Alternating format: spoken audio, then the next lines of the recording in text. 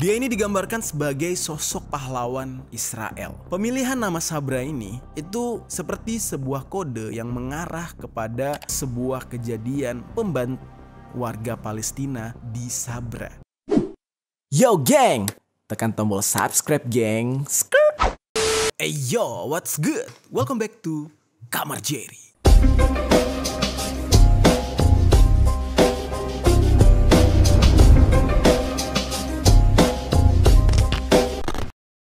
Geng. Oke, pembahasan kita hari ini kita lupakan sejenak dulu ya tentang Bjorka ya. Gue tahu mungkin kalian nunggu status update tentang kasus Bjorka. Tapi kayaknya kalau misalkan kita ngebahas Bjorka terus, kita jadi lupa dunia luar gitu. Dan juga dari beberapa teman-teman lain meminta gue untuk nggak melulu ngangkat Bjorka karena nanti berangsur-angsur kasusnya Brigadir J dan Ferdy Sambo jadi malah kurang diperhatikan gitu kan. Nah, jadi kita menghargai itu juga. Jadi hari ini kita akan membahas perihal lain yang tidak kalah menarik, dan ini juga sebenarnya harus menjadi sebuah perhatian teman-teman juga karena menyangkut dengan permasalahan yang lebih luas. Hal yang akan kita bahas hari ini adalah sebuah kontroversi dari film Marvel yang berjudul Captain Amerika. Gue yakin dari kalian di sini sudah pernah atau mungkin malah penggemar dari film-filmnya Marvel, dan Captain Amerika adalah salah satu yang paling kalian gemari nih. Baru-baru ini Marvel merilis perencanaan untuk film Captain Amerika terbaru yang judulnya Captain America New World Order,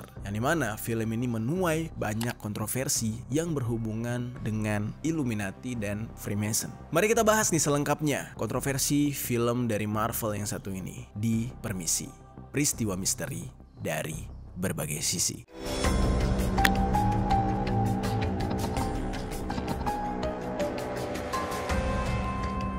Marvel Cinematic Universe atau disingkat dengan MCU. Baru-baru ini mereka memberitakan kalau akan merilis sebuah film yang berjudul Captain America New World Order yang menuai kontroversi, mulai dari judulnya sampai dengan salah satu karakter terbaru mereka yang bernama Sabra yang berasal dari Israel.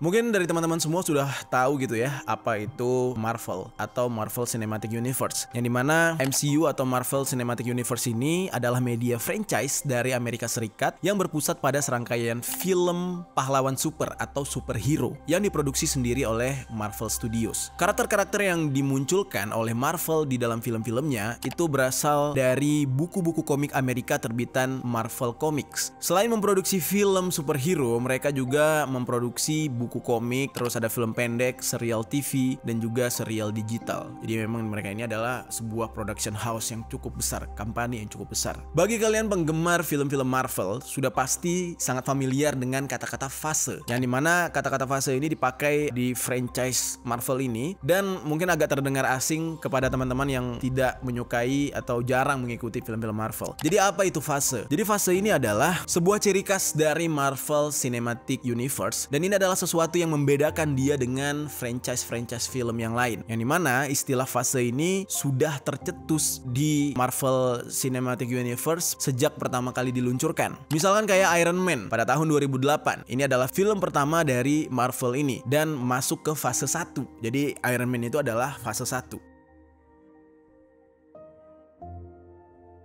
Lalu sejak saat itu akhirnya Marvel terus berkembang hingga sekarang masuk ke fase 4. Dan fase 4 ini akan berakhir pada tahun ini, lalu tahun depan akan dimulai fase kelima. Dan film-film dari Marvel Universe ini kebanyakan didistribusikan oleh Walt Disney Studios Motion Pictures sebagai distributor utama. Nah, sementara serial-serial milik Marvel itu dirilis di Disney Plus.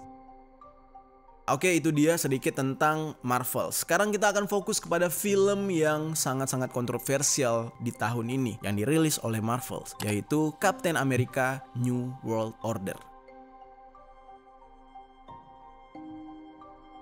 Sebenarnya film-film yang akan dirilis oleh Marvel itu cukup banyak gitu ya. Di dalam acara D23 Expo berlangsung pada tahun 2022 di Anaheim, California, dan Marvel Studio memberikan beberapa update terkait sejumlah project mereka yang akan datang gitu ya. Salah satunya adalah film yang akan kita bahas ini, geng. Presiden Marvel Studio yang bernama Kevin Feige itu mengkonfirmasi kalau Captain America New World Order akan menghadirkan superhero Israel pertama dalam dalam MCU, yaitu yang bernama Ruth Bader Seraph alias Sabra.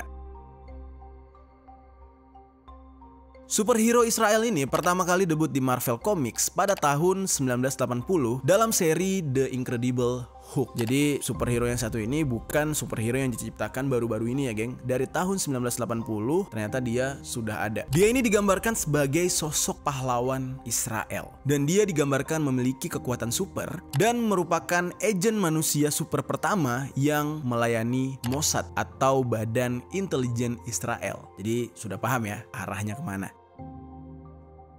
Sabra ini memang mempunyai kekuatan manusia super ya layaknya beberapa karakter Marvel yang lain, dan dia memiliki stamina dan kelincahan yang sampai-sampai dia mempunyai faktor penyembuhan regeneratif. Namun ternyata nih geng ya, dalam pengumuman rencana penampilan superhero dalam film terbaru Marvel ini menuai banyak kritikan dan juga kontroversi. Kenapa demikian? Gue yakin banget nih kalian sudah tahu ya, sudah paham banget arahnya kemana. Mungkin sebagian dari kalian ada yang setuju, ada juga yang tidak setuju dengan kontroversi ini. Tapi sebelum kalian ngejudge atau kalian meninggalkan komentar yang berbau kayak, wah jangan gara-gara Palestina doang Israel tidak boleh masuk ke Marvel, jangan gara-gara agama doang Israel nggak boleh masuk ke Marvel. Coba kalian dengarkan dengan seksama, dengarkan baik-baik alasan mengapa hal ini atau kemunculan Sabra ini menjadi sebuah kritikan serta kontroversi.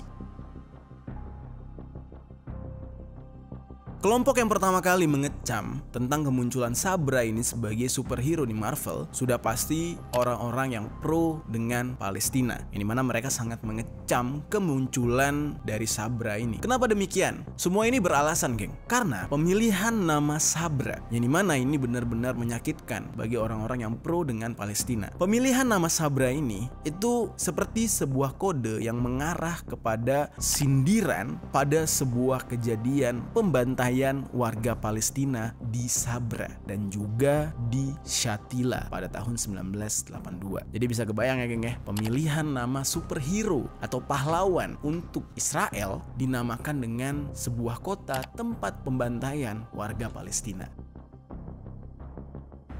Sedih gak sih dengernya? Ya sedih dong, terlepas dari kita tuh agamanya apa, mau Muslim, mau Kristen, mau Hindu, Buddha, Yahudi sekalipun, ya kan? Terlepas dari hal itu semua, kita melihat ke arah kemanusiaan nih. Ada ribuan nyawa rakyat Palestina yang dibantai di Sabra oleh Israel, tapi justru nama Sabra itu dijadikan sebagai pahlawan di dalam cerita Marvel. Sedih banget, ya kan? Oke, kita lanjutin. Bagaimana sih cerita tentang Sabra ini? Kita bahas dulu ya, kisah daripada pembantaian di Sabra ini. Jadi ini terjadi pada 16 September tahun 1982. Ini setelah invasi Israel ke Lebanon. Milisi sayap kanan yang bernama Christian Phalange menyerbu kamp pengungsi Sabra dan Shatila di daerah Beirut Barat. Di saat itu mereka membantai hingga ribuan warga sipil yang sebagian besar merupakan warga Palestina. Tentara Israel di saat itu mengepung daerah tersebut dan menyediakan bulldozer untuk menguburkan mayat-mayat orang Palestina yang telah mereka bantai. Jadi di saat itu semua orang-orang itu dibunuh secara massal. Setelah mati digalilah sebuah lubang yang sangat besar dan mereka dikubur secara menumpuk. Ya kalau kalian pernah lihat bangkai ikan mungkin yang terdampar di laut, terus kita pengen kubur jadi kubur begitu aja. Dan itulah yang dilakukan oleh Israel di saat itu kepada warga Palestina. Menurut Direktur Berita Palestina di Mondoweiss, dia mengatakan kalau tokoh superhero yang bernama Sabra ini memang sengaja diciptakan untuk menyinggung atau menghina kejadian yang terjadi terhadap warga Palestina di saat pembantaian tahun 1982. Dan ini bisa kita lihat sendiri ya dari karakter si Sabra ini. Dia bertugas di Mossad. Terus juga tugas dia di Mossad adalah membunuh dan memenjarakan orang-orang yang diduga teroris Arab. Dan juga para teroris ini beroperasi di Israel katanya. Jadi konsep ceritanya tuh kayak gitu. Sabra ini membantu Mossad untuk memerangi teroris-teroris yang berwajah Arab yang mengacaukan daerah Israel. Jadi tujuan dari hadirnya Sabra di film Marvel ini adalah untuk menyinggung serta menghina masyarakat Palestina, dan juga seolah-olah orang Arab itu identik dengan terorisme. Di dalam cerita Marvel ini juga, pahlawan super Israel yang bernama Sabra ini dibesarkan di kibbutz yang dijalankan oleh pemerintah Israel, dan Sabra ini benar-benar dibentuk image-nya seolah-olah dia adalah pahlawan wanita asal Israel. Nah, namun nih geng ya, keterlibatan Sabra dalam Captain America New World Order ini berpotensi membuat film ini akan terkena pencekalan di beberapa negara ketika film ini nanti dirilis pada tahun 2024. Salah satu contohnya adalah film Wonder Woman yang pada tahun 2017 sempat mengalami pencekalan pada sejumlah negara Timur Tengah karena menampilkan seorang aktris asal Israel sebagai pemeran utamanya, yaitu Gal Gadot. Kalau film Sabra ini kan udah jelas banget gitu ya, pemeran utamanya yang ditampilin tuh memang asal Israel, ceritanya tentang Israel, dan dia juga hadir sebagai pahlawan untuk negara Israel dan membantu Mossad dalam membantai orang-orang Arab yang dianggap sebagai teroris. Jadi udah pasti ini bakal dicekal banget. Ya kita nggak tahu lah ya tujuan dari Marvel ini bikin film ini buat apa, nyari untung apa pengen perang doang gitu, pengen nyindir-nyindir doang gitu, aneh gitu ya. Hadirnya film Marvel yang berjudul Captain America New World Order ini menciptakan beberapa teori konspirasi yang menurut gua cukup masuk akal, walaupun ini baru teori konspirasi ya geng. Mari kita bahas nih geng, teori konspirasinya.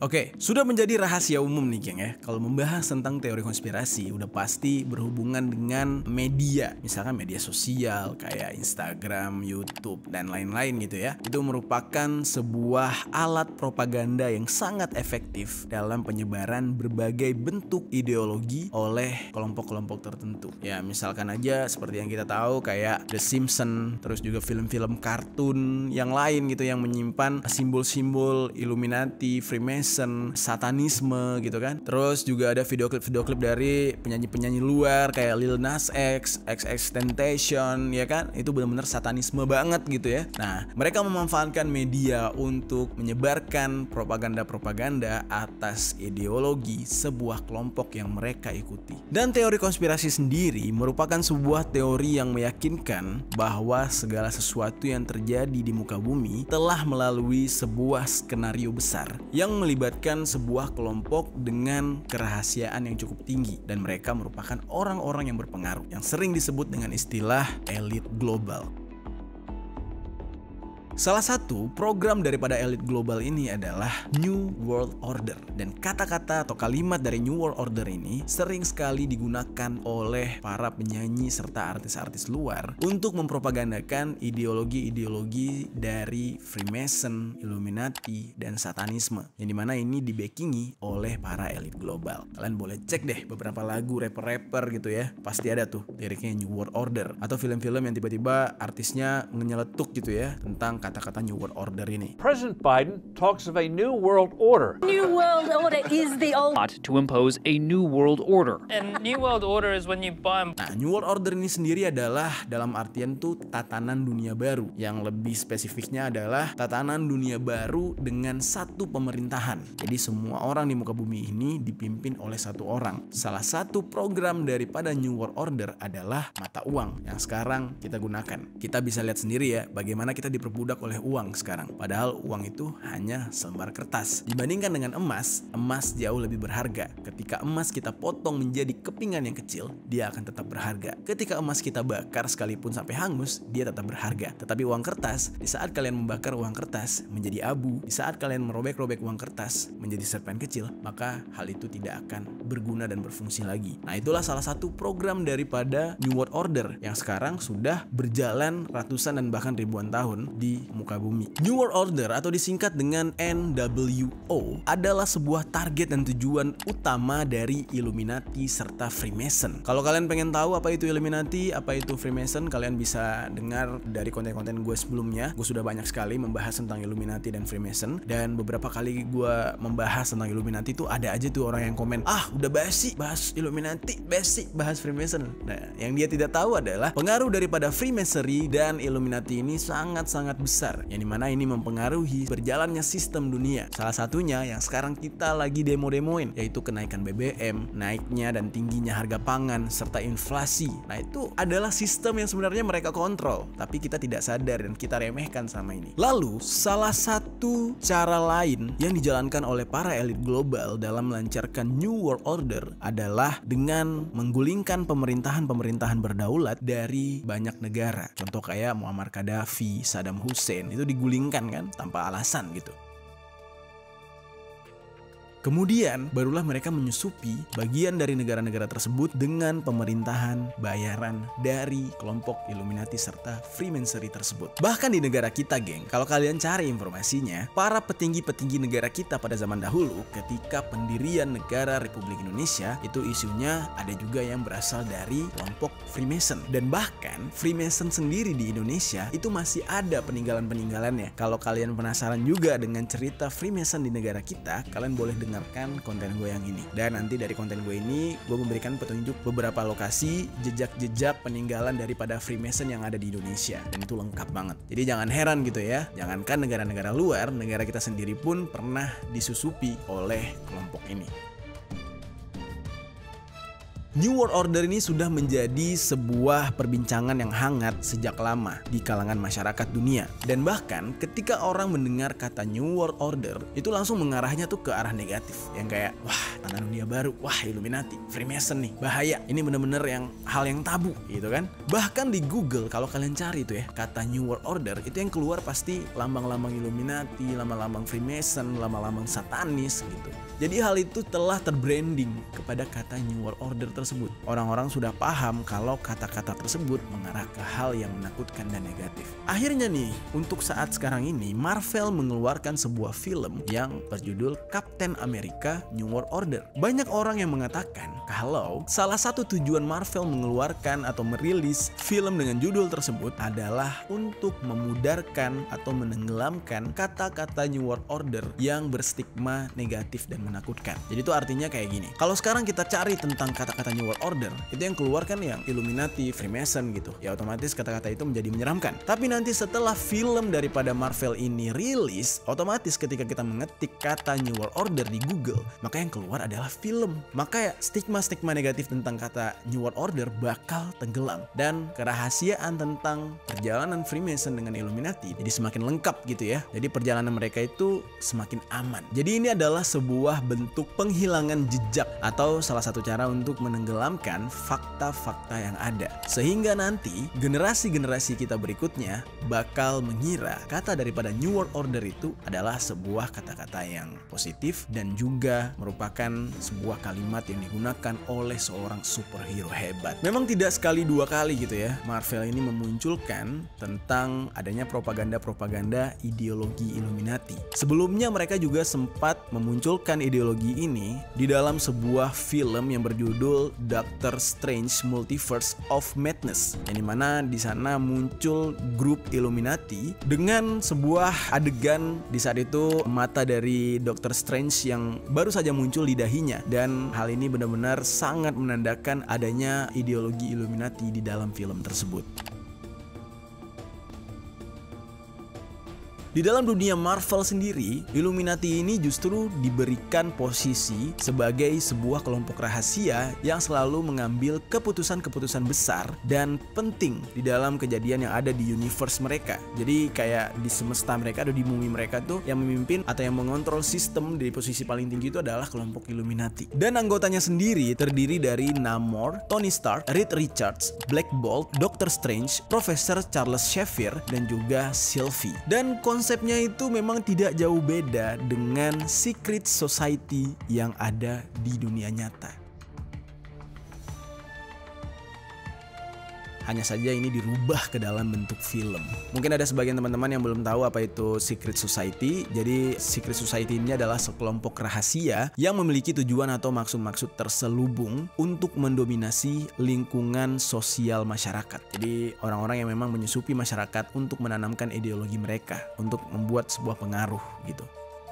Nah, lalu ada petunjuk lain gitu ya, yang dimana di sini menggambarkan kalau memang Marvel ini Illuminati banget. Salah satunya adalah di sebuah adegan yang memperlihatkan Tony Stark menggunakan kaos yang bertuliskan Black Sabbath. Memang kalau sekilas kita lihat ya, tulisan dari Black Sabbath ini mengarah kepada grup heavy metal atau grup metal atau grup musik yang keras gitu kan. Yang dimana ini menggambarkan kalau Tony Stark ini menyukai musik metal di saat itu. Tapi sebenarnya maksud daripada kaos atau baju yang dipakai oleh Tony Stark ini bukan itu, geng. Maksud yang lebih mengerucutnya adalah Black Sabbath ini merujuk kepada ritual okultisme atau kepercayaan terhadap hal-hal supranatural seperti ilmu sihir yang dilakukan oleh para pemuja dewa bulan dan bintang pada zaman dahulu. Dan sampai saat sekarang ini, pemujaan jenis ini itu masih dilakukan ritualnya oleh orang-orang yang tergabung ke dalam gereja setan. Dan mereka menyebut ritual ini sebagai Black Sabbath karena dilakukan pada malam minggu. Gimana nih geng, sejauh ini menurut kalian, apa yang dibuat oleh Marvel ini hanya sebuah kebetulan atau memang mereka sengaja memasukkan unsur-unsur propaganda tentang ideologi Illuminati ke sana hanya untuk membuat orang-orang membicarakan film yang mereka rilis gitu, jadi semakin booming, atau justru mereka memang terlibat ke dalam organisasi tersebut? Coba deh tinggalkan komentar di bawah. Sekarang kita akan bahas beberapa superhero lainnya yang ada di Marvel, dan superhero ini merupakan superhero yang kontroversial juga gitu ya. Langsung aja kita bahas. Yang pertama ada Ancient One.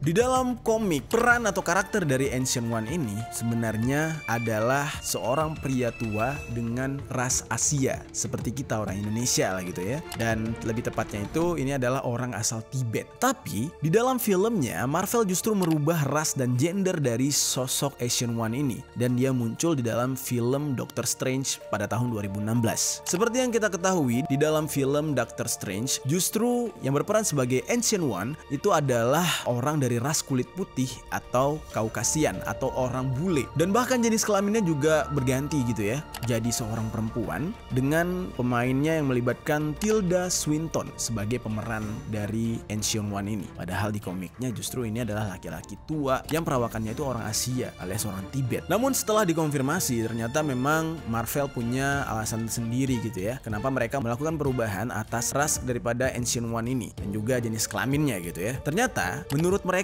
ada peraturan di Tiongkok yang melarang film atau produksi sinema lainnya menampilkan karakter asal Tibet akibat adanya masalah politik di sana, katanya gitu. Mengingat Marvel ini salah satu sumber kekuatan dan uangnya itu ya dari para penonton-penonton di Tiongkok, akhirnya daripada negara Tiongkok nanti malah mencekal mereka, lebih baik mereka mengganti ras serta jenis kelamin daripada Asian One di versi film agar ya mereka tetap bisa tayang di Tiongkok. Jadi pertanyaannya ya, kenapa yang si Sabra tadi yang justru nanti akan mencekal film ini di negara-negara Arab, negara-negara Timur Tengah, justru mereka gak khawatir gitu ya. Mereka justru lebih khawatir kalau mereka gak bisa tayang di Cina gitu. Aneh banget.